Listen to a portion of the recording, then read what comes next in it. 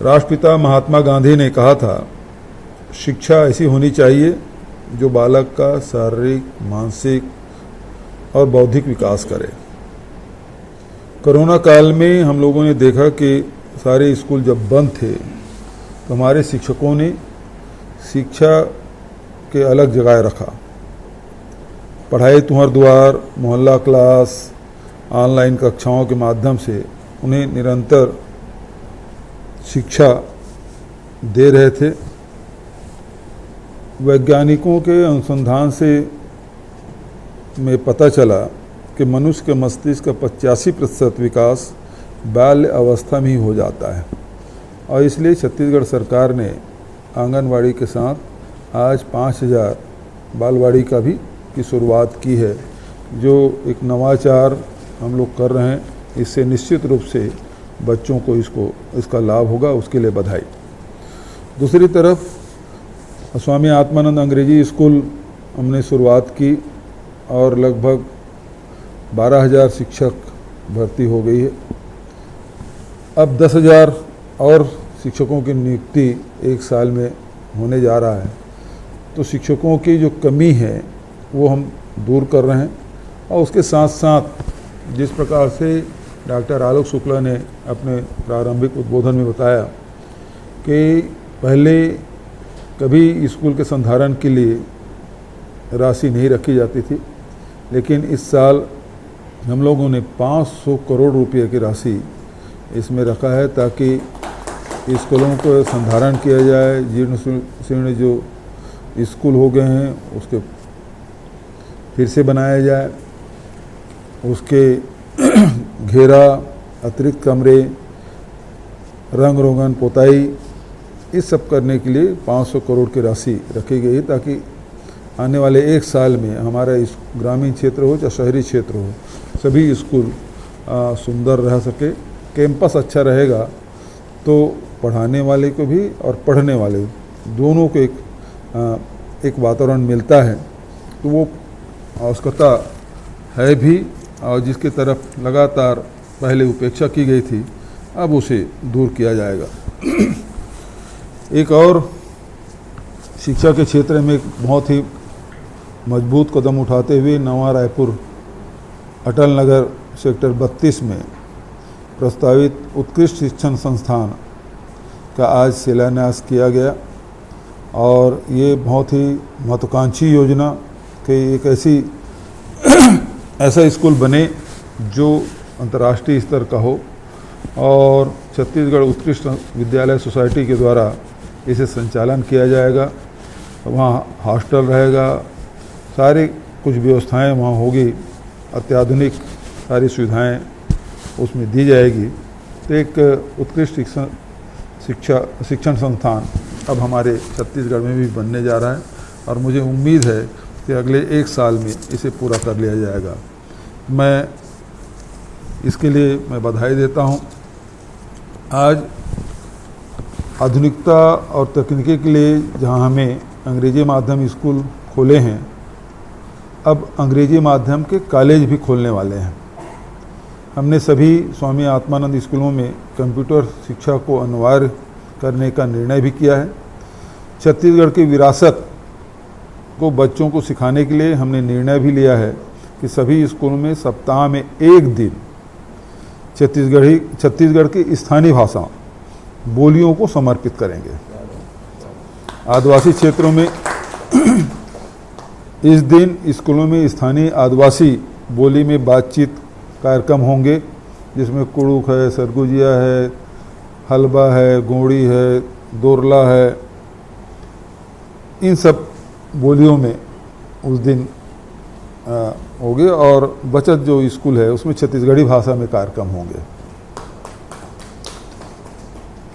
इसके लिए छत्तीसगढ़ी भाषा और आदिवासी बोलियों में शैक्षिक सामग्री भी तैयार हम कर रहे हैं ताकि उसका उपयोग हमारे बच्चे कर सकें। भारत के प्राचीन गौरव को पुनर्जीवित करने के लिए हम स्वामी आत्मानंद स्कूलों में भी संस्कृत के बेहतर शिक्षा व्यवस्था करेंगे, जिसमें हमारे बच्चे भारत के प्राचीन संस्कृति, साहित्य और कलाओं से परिचित हो सकें।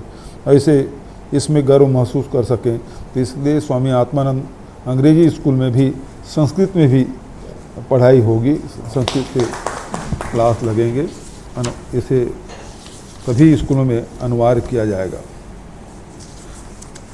तो आज के दिन बहुत महत्वपूर्ण, और इसके लिए मैं सभी शिक्षकों को बधाई देते हुए, हमें गोधन न्याय योजना के आज 51वीं बैठक, और जिसके बारे में बहुत विस्तार से हमारे कृषि मंत्री जी ने और हमारे अयाज तमोली जी ने जानकारी दी।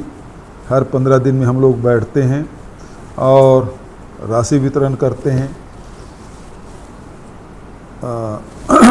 गोबर संग्राहकों को भी, और जो हमारे एसएचजी के महिलाएं हैं या गौठान समिति हैं उसके लिए राशि वितरण करते हैं। तो लगभग आज 5 करोड़ की राशि जारी किया गया, और ये भी जानकारी दी गई कि अब तक के जितने हमारे वर्मी कंपोस्ट बने हैं उसमें से अधिकांश वर्मी कंपोस्ट अब किसानों के माध्यम से वो खेतों तक पहुंच गया है। तो 15 लाख क्विंटल वर्मी कंपोस्ट खेतों में पहुंचा है। तो जो हम धरती माता कहते हैं, धरती की भी सेवा करना है, और माटी पूजन हम लोग अस्थि के दिन किए थे, तो उसके दिशा में एक मजबूत कदम हमारी सरकार ने उठाया है और किसानों ने इसे हाथों हाथ लिया। बहुत सारी आलोचना होती है। पहले जब कोई भी कार्यक्रम हम लागू करते हैं तो पहले उसका उपहास उड़ाया जाता है, फिर विरोध करते हैं, बाद में स्वीकार कर लेते हैं। तो आज स्थिति वही है। पहले गोबर खरीदी हम जब कर रहे थे तो खूब उपहास उड़ाया गया, विरोध भी हुआ, लेकिन आज 3.5 लाख से अधिक किसान अपने खेतों में वर्मी कंपोस्ट डाले हैं, और जो फसल खेतों में दिखाई दे रहा है, तो जिसमें वर्मी कंपोस्ट पर्याप्त मात्रा में डाला गया है, वहाँ अब यूरिया की ज़रूरत नहीं पड़ रही है। यूरिया डालने के लिए तरस रहे हैं किसान धान का रंग उतर ही नहीं रहा है, तो यूरिया कब डालें, ऐसी स्थिति। तो बताने का मतलब ये है कि अब किसान इस बात को देख भी रहे हैं, अनुभव कर रहे हैं, और वर्मी कंपोस्ट सभी प्रकार के खाद्य के एक अल्टरनेटिव अरेंजमेंट है जिसका लाभ सभी हमारे किसान उठा रहे हैं। और मैं समझता हूँ व्यापक रूप से अभी तो हम 3.5 लाख किसान तक पहुँचे हैं। हमारे यहाँ 26 लाख किसानों ने रजिस्ट्रेशन किया है। वहाँ तक पहुँचने के लिए हमको और वर्मी कंपोस्ट की ज़रूरत पड़ेगी, और इसलिए सभी गौठान समितियों से मैं कहना चाहूँगा, और जिला प्रशासन से भी, कि गोबर खरीदी में कोई लिमिट ना करें। जितना गोबर खरीद सकते हैं, जो बेचना चाहें उसे रोके मत, खरीदी करें। और वर्मी कंपोस्ट जितना आपके पास टाँका बना हुआ है उसके हिसाब से आप उसकी व्यवस्था करें। टाँके का आवश्यकता और पड़े तो और बना लिया जाए, लेकिन गोबर खरीदी बंद नहीं होना चाहिए, रुकना नहीं चाहिए, लिमिट में नहीं बांधना चाहिए। और अभी जिस प्रकार से अयाज जी ने जो बात बताई कि अब हमारे गौठानों में सैकड़ों ऐसे गौठान समिति हैं जिसके पास 10 लाख से अधिक राशि है, किसी गौठान समिति के पास 50 लाख तक की राशि है। मतलब ये है कि हमारी गौठान समिति, जो महात्मा गांधी ने आत्मनिर्भर स्वावलंबी जो गांव की बात उन्होंने कही थी, ग्राम स्वराज्य की बात कही थी, तो अब इस प्रकार से हमारी समितियां हैं वो आत्मनिर्भर बनते जा रहे हैं, स्वावलंबी बनते जा रहे हैं। और इससे जो हमारे रूरल इंडस्ट्रियल पार्क का निर्माण हम करने जा रहे हैं, जिसमें पिछले दिनों हम लोगों ने बैठक में ये निर्णय लिया कि अब जो पढ़े लिखे लोग हैं गांव में, जो middle class, lower middle class के लोग हैं, जो अपना इंडस्ट्री डालना चाहते हैं, जहां गांव में उन्हें जमीन उपलब्ध नहीं हो पाता था, वो गांव चाहते तो थे लेकिन सड़क किनारे उसके ज़मीन नहीं मिल पाता था, बिजली की सुविधा, फिर ज़मीन के डाइवर्सन, पानी की व्यवस्था, लेबर की व्यवस्था, ये सब बहुत सारे समस्याओं से जूझना पड़ता था।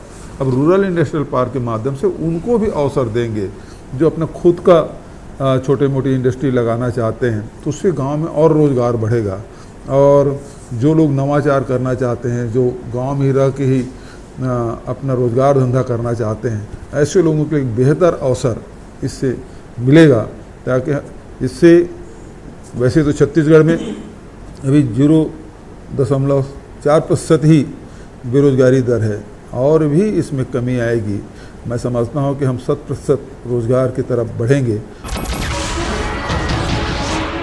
नमस्कार, मैं हूं मानक गुप्ता। अगर आपको हमारा ये वीडियो पसंद आया हो तो इसे लाइक और शेयर जरूर करें और हाँ, हमें सब्सक्राइब और फॉलो करना ना भूलें ताकि आप देश और दुनिया की कोई खबर मिस ना करें। तो जुड़े रहिए हमारे साथ और देखते रहिए News 24।